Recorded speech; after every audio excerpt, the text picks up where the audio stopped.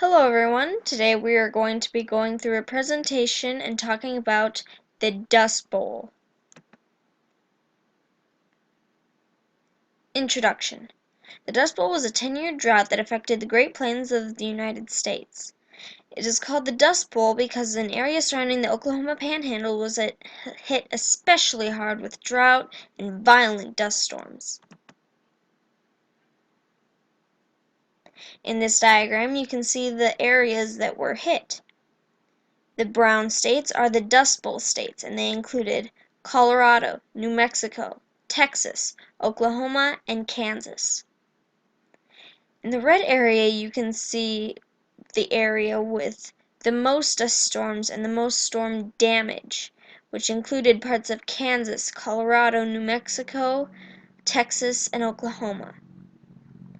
And in the yellow, you can see other areas damaged by the dust storms. Montana, North and South Dakota, Nebraska, Wyoming, Colorado, Kansas, Oklahoma, Texas, and New Mexico. There was one report, or quite a few actually, of dust from the Great Plains falling on the Statue of Liberty, which is way over in New York City, almost on the other side of the country. The beginning of a drought. The first dust storm was spotted in September 1931. To some people of the time, this signified the end of the world. These people were one of the first to leave the Great Plains. Others thought it was just a little wind blowing up some topsoil.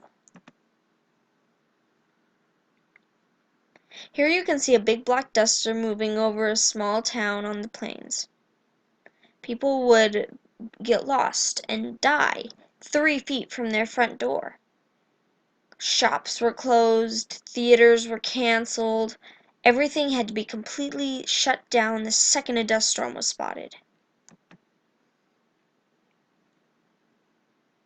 The first 2 years, 1931 and 1932. The first 2 years were mild. Most people just thought it was a small drought. Little did they know the drought would last much, much longer than they thought. Others, who were afraid of the dust and dirt, moved west to California seeking jobs. You can see this field where corn was planted. Very few sprouts come up, and most of them are withered away. This picture is very pixelated because cameras were not as advanced back then as they were today.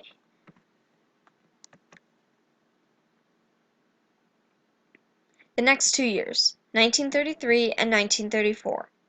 In the next 2 years, the drought intensified.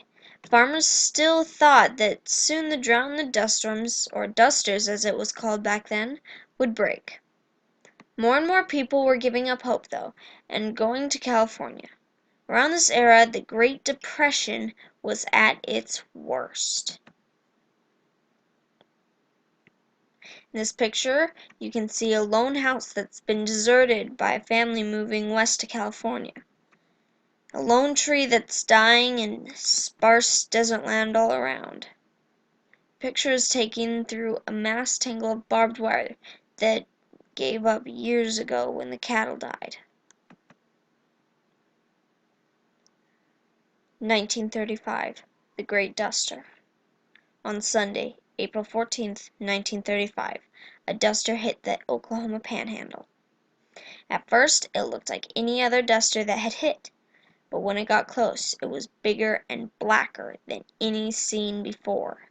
In fact, the storm was so black that April 14th was called Black Sunday.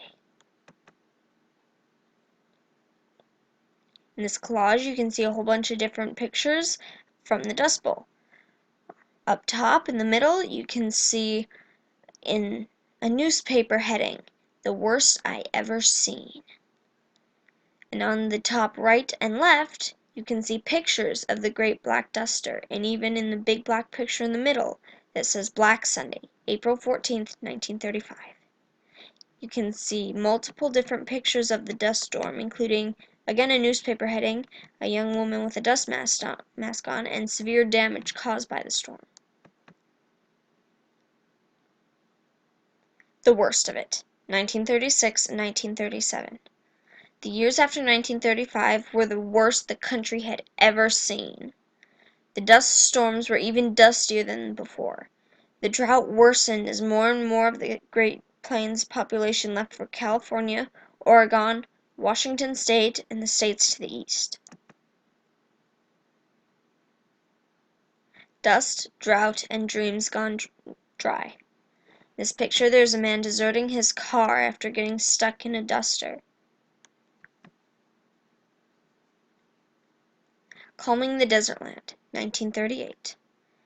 During the latter part of the Dust Bowl, farmers started to uncover the reason for the drought.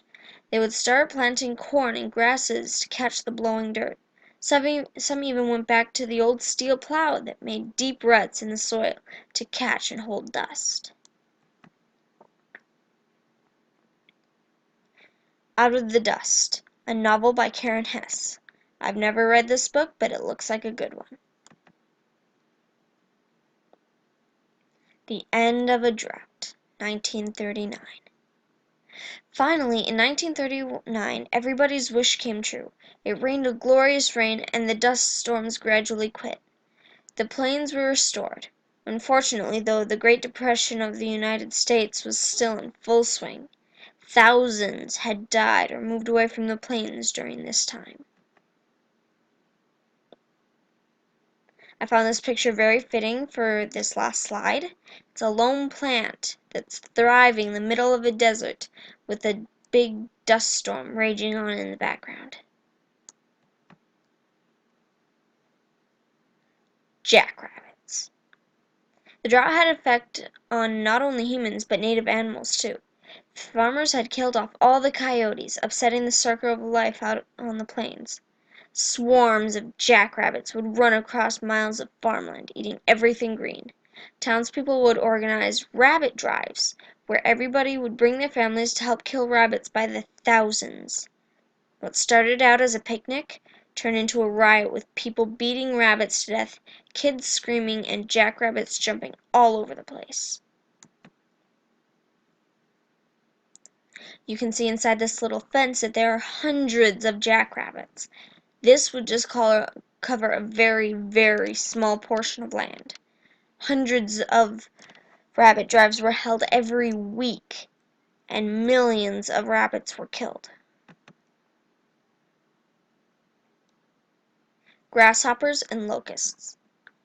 With jackrabbits always came insects.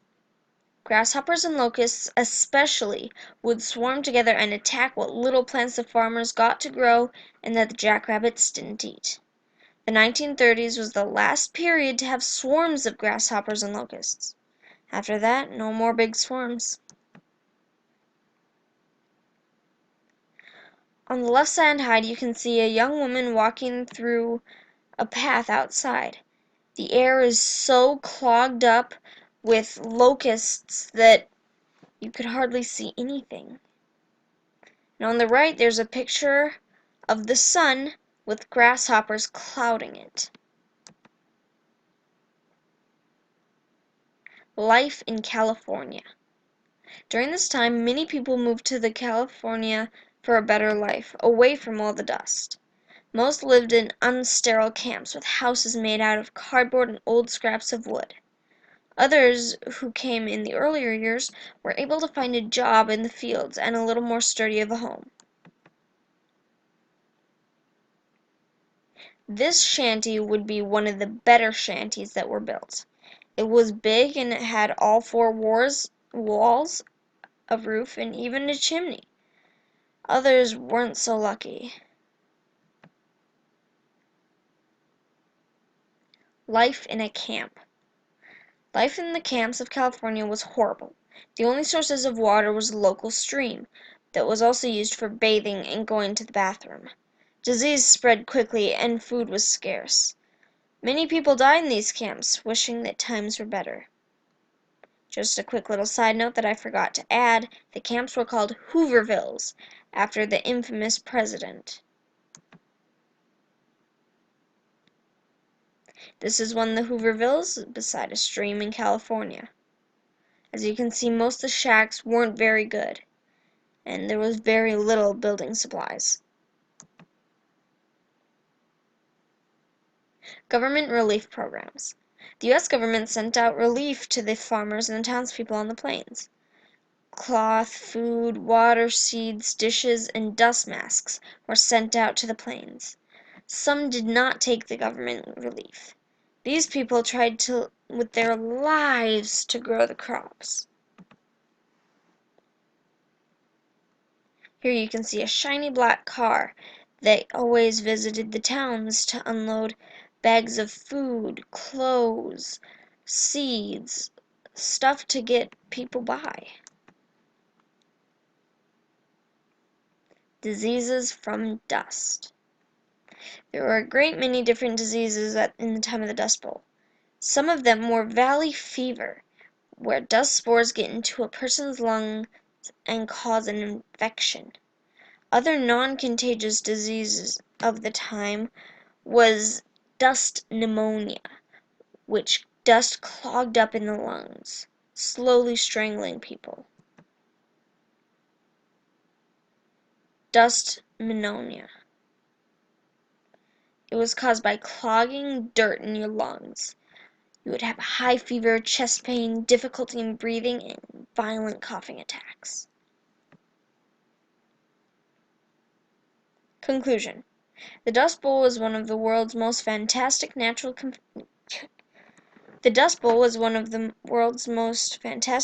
catastrophes of history. It caused destruction, heartbreak, and helplessness. The modern-day farmers of the plains try to avoid another Dust Bowl by planting grasses to hold the dirt in place. This is the cover scene to Ken Burns' documentary, The Dust Bowl. The end. Thank you for watching my presentation and have a good day.